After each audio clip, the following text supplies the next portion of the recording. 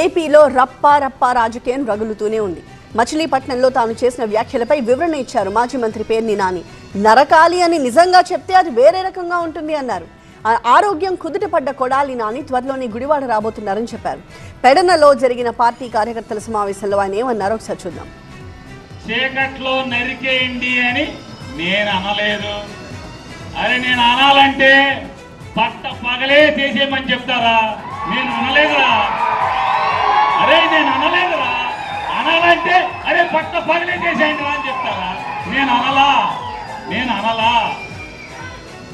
అరే అననురా, నా సంస్కారం కాదది. వస్తున్నాడు మరొక 3 నెలలు. గుడివాడలో అడుగు పెడుతున్నాడు ఆరోగ్యం బాగు చేసుకుని. ఎవడొస్తాడో రండి రా కట్రాయి మీద నడిపిస్తాకి. ఎవడొస్తాడో కట్రాయి మీద నడిపిస్తాకి.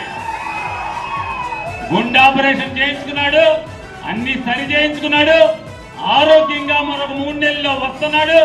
వచ్చాక ఎవడొస్తాడో రండిరా అండర్వేర్ మీద నడిపించండి రా చూస్తాం. కట్టారి మీద నడిపించండి మీరు.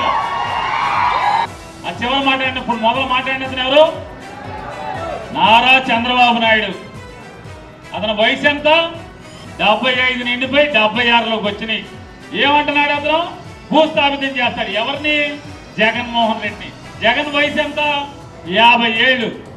76 ఏళ్ళ ముసలోడంట 50 ఏళ్ళు జగన్ భూస్థాపితం చేస్తాడంట. ఈ సొల్లు కబుర్లు వీళ్ళెన్నైనా తిట్టచ్చు. జగన్ భూస్థాపితం చేస్తావా?